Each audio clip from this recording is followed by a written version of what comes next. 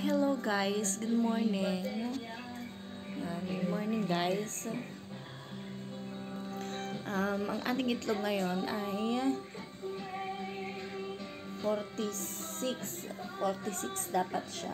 So sa isang tray ay 30. Tapos ito naman yung isang tray. Yan, yung isang tray yan. Tapos yan.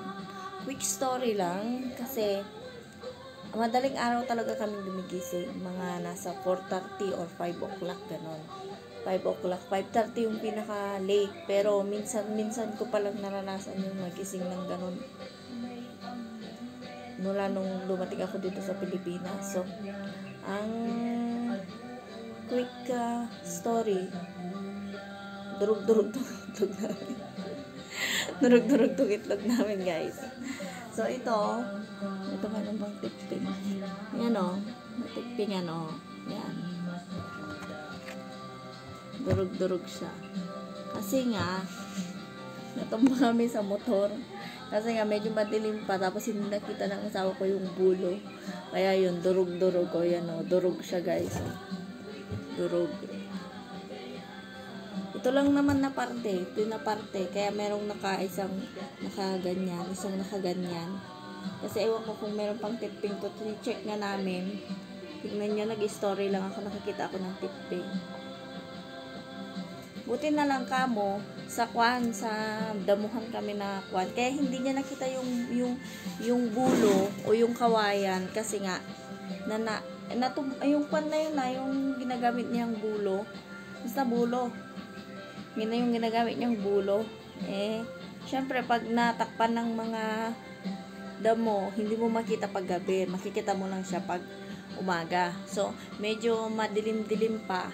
Kasi ang oras pa lang ngayon is 5 o'clock. Ka-alarm pa lang ng cellphone ko is 5:10. Yan. So, kaya yun, durug-durug, natumba kami. Buti na lang kamo.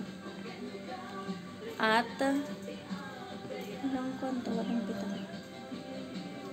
Buti na lang kamo. At, damo-damo. Kung hindi damo-damo, for sure, bitak-bitak lahat ng itlog na to. At saka, galos-galos sana kami. Pero hindi, kasi nga, thanks God. Kasi nga, hindi kami wala kaming galos. Wala kaming galos na dalawa. Ang kwan lang is yun, tipi-tipping tong mga itlog namin yan. Siyempre, maselan tong mga to, kaya yan, tipi-tipping tuloy siya, oh. Ganyan lang yung nangyari sa kanya yan. Merong dalawang nadurog.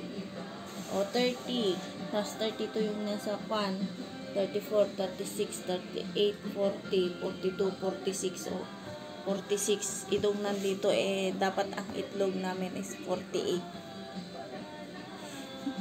Sayang yung dalawa kasi yung dalawa nadurog. Parang siguro, hindi ko siya nadaganan kasi para siyang naipatto. Gumulong-gulong siya sa may damuhan.